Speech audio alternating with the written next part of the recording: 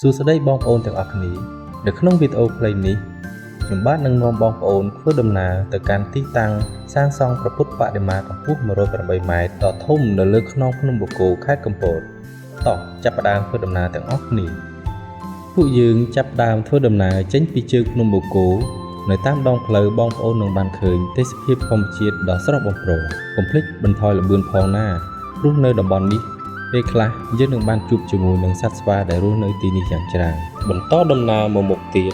យើងនឹងមកដល់រូបសំណាកលោកយាយម៉ៅចេញពីរូបសំណាកលោកយាយម៉ៅឆ្ពោះត្រង់ដល់រង្វង់មូលភ្នំបូកគោបងប្អូនត្រូវបត់ឆ្វេងបន្ទាប់មកធ្វើដំណើរទៅត្រង់ទៅមុខបន្តិចយើងនឹងទៅដល់ផ្លូវបំបែកមួយដែលបងប្អូនត្រូវបត់ឆ្វេងម្ដងទៀតគោះទៅកាន់វត្តសំពៅ5ពេលមកដល់វត្តសំពៅ5នេះបងប្អូនត្រូវបត់ស្ដាំហើយបន្តធ្វើដំណើរប្រមាណ5គីឡូទៀតបន្តមកទៀតនៅខាងឆ្វេងដៃបងប្អូននឹងឃើញផ្លូវបេតុងមួយដែលជាផ្លូវចូលទៅកាន់តំបន់វាលស្រែ500ពីច្រកចូលផ្លូវបេតុងនេះទៅកាន់ការដ្ឋានសាងសង់ព្រះពុទ្ធបដិមាកម្ពស់108ម៉ែត្រមានចម្ងាយប្រមាណ9គីឡូម៉ែត្រ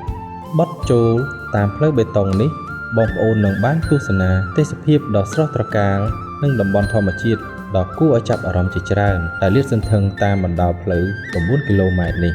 ដូចជាថ្មអណ្ដើកដែលជារូបរាងថ្មធម្មជាតិដ៏អស្ចារ្យបន្តទៅដល់ប្លង់ទ្វារមេឃរួចនឹងបានជួបនឹងសម្រស់ផ្កាបំពង់ក្រឡោនដែលរីកដុះដាលតាមរដូវកាលផងដែរទីបំផុតយើងបានមកដល់ទីតាំងការដ្ឋានសាងសង់ព្រះពុទ្ធបដិមាកម្ពស់108ម៉ែត្រហើយ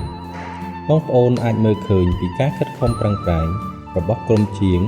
និងស្ថាបត្យករក្នុងការកសាងព្រះពុទ្ធបដិមាអង្គធំនេះក្រៅពីទស្សនាការដ្ឋានបងប្អូនក៏អាចចូលរួមតាមសទ្ធាជ្រះថ្លាក្នុងការបរិច្ចាគបច្ច័យដើម្បីចូលរួមចំណែក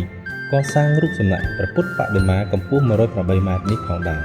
នេះជាប្លង់ 3D ប្លង់ទិដ្ឋភាពរួមនៃគម្រោងសាងសង់ព្រះពុទ្ធបដិមាកម្ពស់108ម៉ែត្រនៅលើខ្នងភ្នំបូកគោដែលនឹងក្លាយជាទីសក្ការៈបូជាដ៏ឧត្តមឧត្តមរបស់ពុទ្ធសាសនិកជនទាំងអស់នាពេលអនាគតសម្រាប់បងប្អូនដែលមានបំណងចង់ចូលរួមបច្ច័យកសាងព្រះពុទ្ធបដិមាអង្គធំក្តីបច្ច័យជាវព្រះពុទ្ធបដិមាអង្គតូចៗ 84000 អង្គក្តីអាចទំនាក់ទំនងតាមរយៈលេខទូរស័ព្ទនិងគណនីធនាគារនៅក្នុងវីដេអូនេះ